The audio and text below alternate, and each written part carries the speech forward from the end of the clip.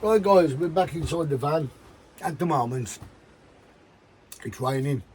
We've just come off the beach after Paul's just been practicing, and hopefully he feels confident enough to have a go himself. If you don't, all he's got to say, "Do you mind, Cole?" Which I don't mind at all. As I said, I'm not an expert. I'm a spurt, yeah, but that's about it. Well, I was years ago. That's what my dad told me. Spurt. Anyway, yeah, I'm not an expert. All I'm trying to do is pass my little bit of knowledge, that what I know is to help somebody else. Now, this is Paul's very first time sea fishing. As his son said to him, it's like carp fishing. When you cast a bait out with carp, if you're putting it out at distance, it's exactly the same. But this is ledgering like you do on a lake with carp, and you've got a little lead on, and then you've got your boilie bag or boilies or whatever, and you're putting it out there. Now again, it's like ledgering on steroids, because don't forget, your normal lead is about this big. Yeah, got a 6 ounce lead, that big, and you're wanging it out.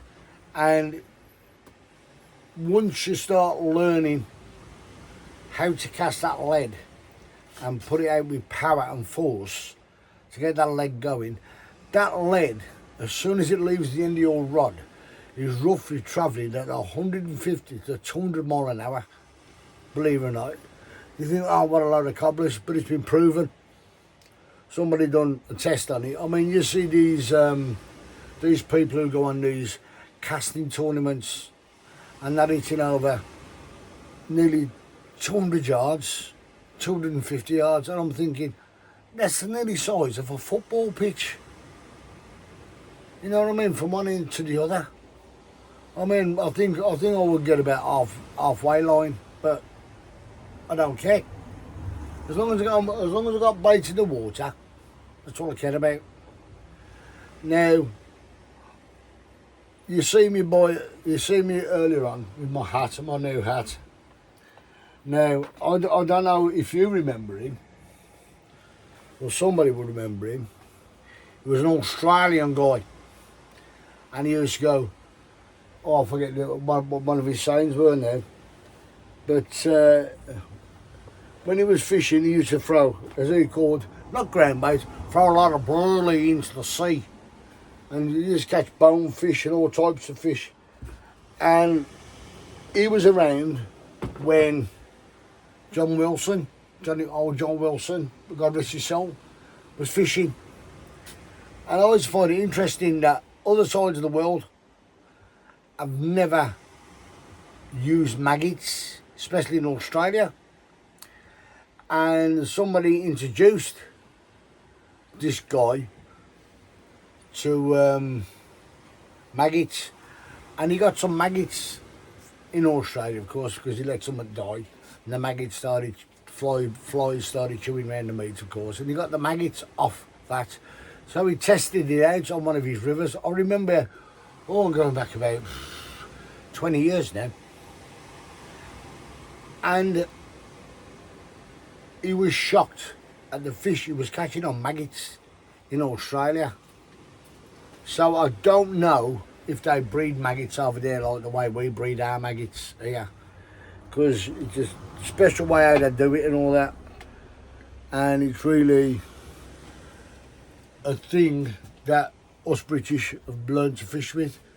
I mean, as I said some time ago, somebody knocked me about, oh mate, you're 100 years behind on fishing, and I'm on about coarse fishing now. Said, mate, you're about 100 years behind. And I give a polite dig back of saying, no mate, I'm 670 years behind. Because Shakespeare started fishing then. Now, the things they used, if you get an old Shakespeare book about Shakespeare, you can there is one about somewhere in a library, and it tells you what they used.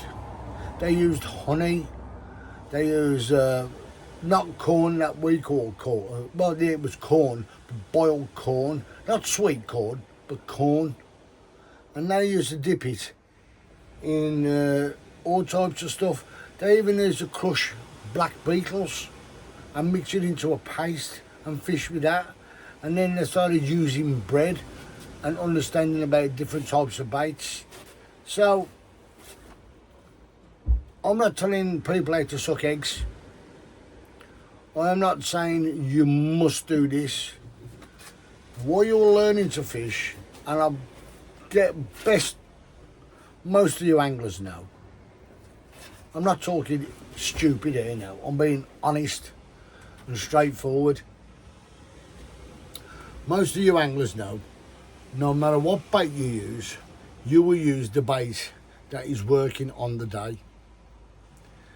It doesn't matter if it's worm, doesn't matter if it's maggot, or a combined mixture of maggot and worm, or chop worm.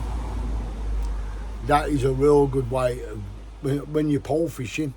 I used to put a little bit of chop worm in the end of a little cup on the end, you know, you could slide a little cup on the end of your pole. Pop straight over your bait. But you'd have to use worm, chop worm, on your hook link, on your hook.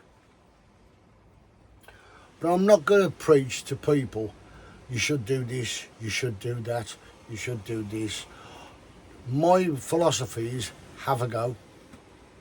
Because you don't know until you have a go. A lot of people, well, I can't do that. Don't you know, until you try. Simple.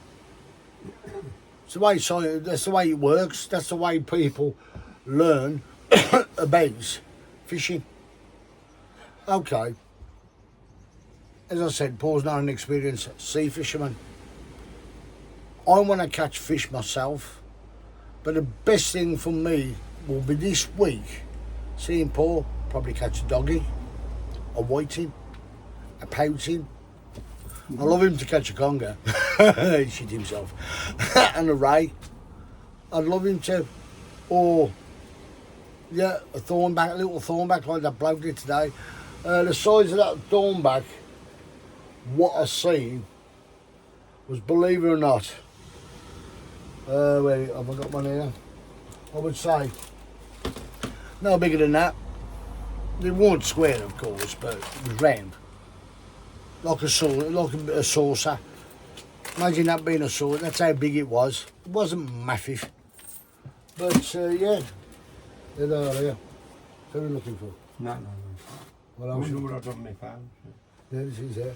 So, of course, tonight we've used mackerel this morning. So I've got some other baits in my call box.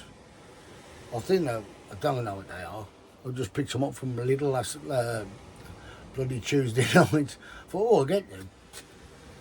And for a good price, where you are paying X amount of money for 3 mackerel, yeah. In Birmingham, but where I live in Shirley, I raided Shirley Angling's freezer, and for 3 mackerel, it was £8.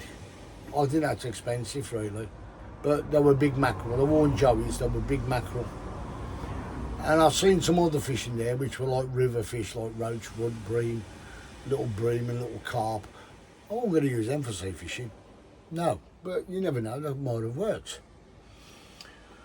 But as I said, I've got the mackerel tonight, again, and I've got this other fish, I forget what I call it, what it is now, but I'm going to put one of them out as a whole fish and try and entice probably a conger, a ray, or dogfish, or smooth end, or a husk.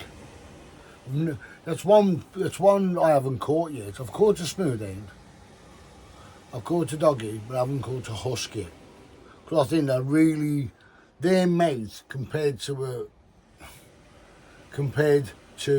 a dogfish is a growler, proper growler. You know what I mean? It isn't like a little slit. It opens up like that. You think to yourself, shit, I would like to get my finger stuck in there.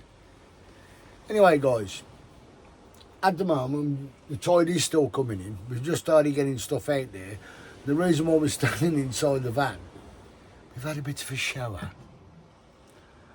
And believe it or not, it is absolutely humid in here. What's it like out there? Is it humid outside as well? Or a bit breezy? Bit breezy out there, but inside the van, I got this door open, I got the window open, the cab window open over there to let the air flow round, because I could open up the side windows, but I don't want the bleeding rain coming in. It's coming from that side, so maybe you're right on that one. But again, folks, when you fish and somebody gives you, it's like when you ask for certain advice of a family member about a problem you've got, or family members, and you take a bit of advice from that person and that person, that person and that person, how to sort the problem out. You will take little bits of each individual who's told you something. It's the same with fishing. You can take each individual from other people and what other people have done and what they've tried and this, that and the other, and you will sort your own little mixture of what you're going to do and how to fish that area or that river or that lake.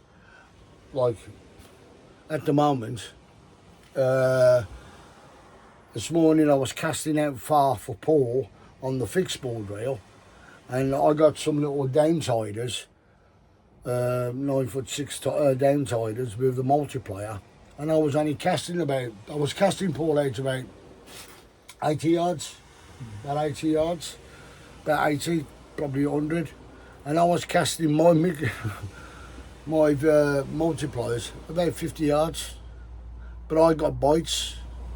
Paul got one knock at distance. The bloke who was fishing down there who caught the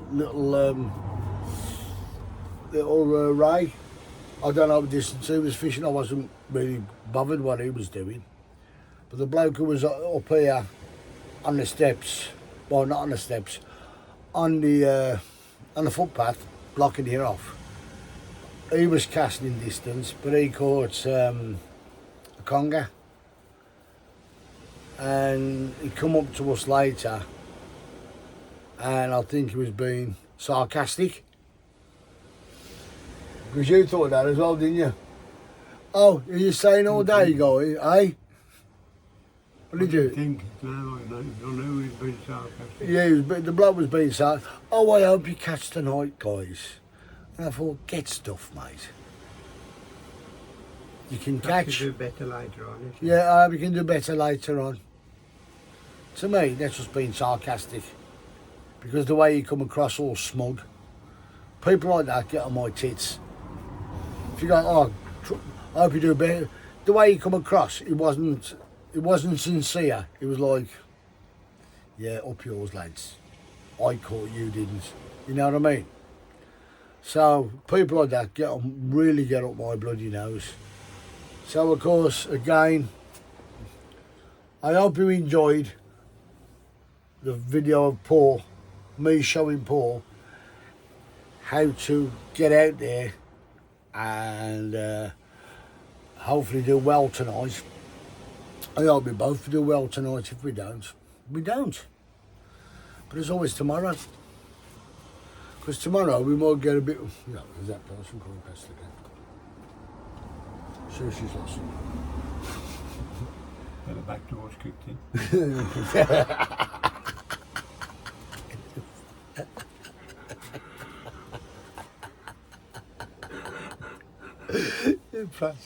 Anyway, guys, I'm going to cut you loose. If you didn't hear what he said, don't worry about it, but he just said something about something, but never mind. Anyway, guys, I'll piss off. Anyway, guys, I hope you enjoyed the first one, and I hope you understand what I'm trying to get across. It's just one of those things. I'm sorry, I'm gonna go. It made me laugh so much.